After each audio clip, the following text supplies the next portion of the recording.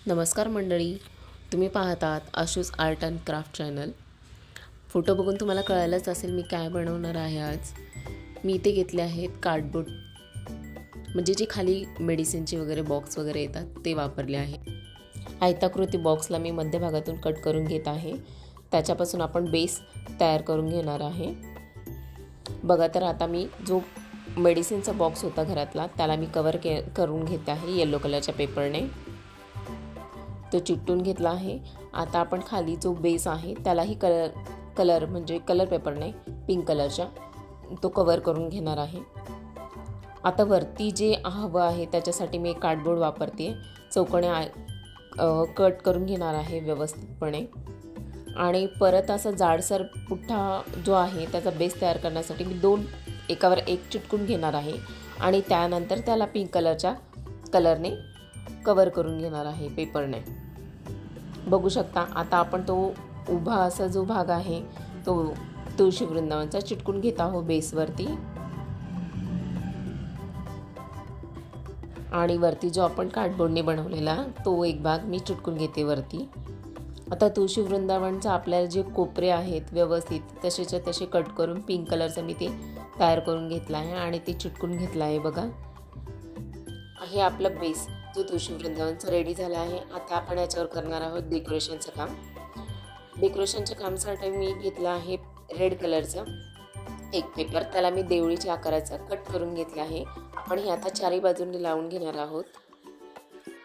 त्यानंतर मी आता पानं पण घरच्या घरी बनवत आहे। तुमच्याकडे जर डेकोरेशनचं काही असं झाड वगैरे असेल तर तुम्ही ते डायरेक्ट त्याच्यात खोचू शकता, तेही छान दिसतं। पण मी आता माझ्याकडे नव्हतं म्हणून मी पानं तयार करून घेते आहे ग्रीन कलरची। त्याच्यावर मी ग्रीन कलरच्या स्केच पेनने अशी शेडिंग देऊन घेते। बघू शकता मी पानं कट करून घेतली आहेत छान पद्धतीने। ती पानं मी आता शेडिंग करून झाल्यानंतर ती टूथपिक आहे जे माझ्याकडे मोठ्या टूथपिक आहे त्याला मी चिटकून घेणार आहे। बघू शकता मी कशी चिटकवते आता छान पद्धतीने स्टिक करून घ्या। ती अशा मी 3 ते 4 अशा केल्या होत्या पाण्याच्या ज्या खोचायला तुळशी वृंदावनात।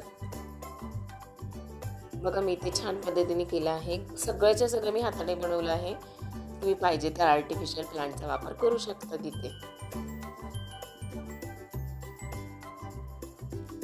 थोडंसं असं फोल्ड करून घेते। बघा छान दिसतंय की नाही। परत निघले मी थोडंसं ग्लू तिथे पुट केलं आहे। चला तर आता आपण तुळशी वृंदावनला थोडंसं डेकोरेशन करून घेऊया। इथे मी एक बॉल चेन घेतली आहे, ते मी वरच्या कडेला पूर्णपणे ग्लूने चिटकून घेणार आहे आणि त्याच पद्धतीने मी खालच्याही बॉर्डरला मी ग्लूने चिटकून घेणार आहे। आता त्याच्यावर थोडंसं डेकोरेशनसाठी मी बॉल चेन कट करून घेतला आहे 3 बॉल चेन आणि त्याच्या खाली मी पिंक कलरचे कुंदन स्टिक करून घेत आहे। बघून घ्या, व्यवस्थित चिटकून घ्या आणि ही जे मी चिटकवलं आहे कुंदन आणि बॉल चेन हे चारही बाजूने चिटकून घ्या। अशा प्रकारचं आपण तुळशी वृंदावन जेव्हा आपण गणपती किंवा गौराईच्या समोर ठेवायला खूप सुंदर दिसतं। मी गौराई माझ्या घरात गणपती आणि गौराई जेव्हा येते त्याच्यासमोर जेव्हा मी काही ठेवते वेगवेगळे मी हाताने बनवले, मला खूप आनंद होतो। ते मी स्वतः हाताने बनवलेले असतात।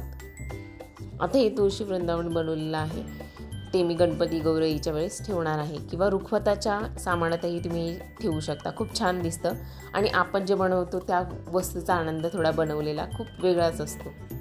हाताने आपण काहीतरी करतोय, खूप छान वाटतं तेव्हा ती वस्तू तयार झाल्यानंतर। बघू शकता पुढचं आता मी बॉल चेन खालच्या भागाला लावून घेत आहे तुळशी वृंदावनाच्या। आता माझ्याकडे पिंक कलरचे जे कुंदन होते मी बॉर्डरला पूर्ण खाली स्टिक करून घेत आहे।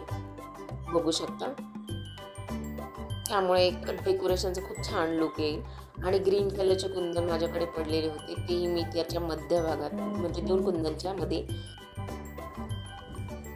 स्टिक करून घेणार आहे आणि कुंदनच्या खालीही वरती ग्रीन कलरचे कुंदन मी स्टिक करून घेत आहे। बघू शकता चारही बाजूने मी ते कुंदन वगैरे स्टिक करून घेतलं आहे, त्यामुळे ती तुळस जरा असा भरीव दिसत आहे। तुळशी वृंदावन कसं तयार झालं आहे नक्की मला कमेंट करून सांगा। माझ्या चॅनलवर नवीन असाल तर लाईक, शेअर आणि सबस्क्राईब करायला विसरू नका। थँक्यू।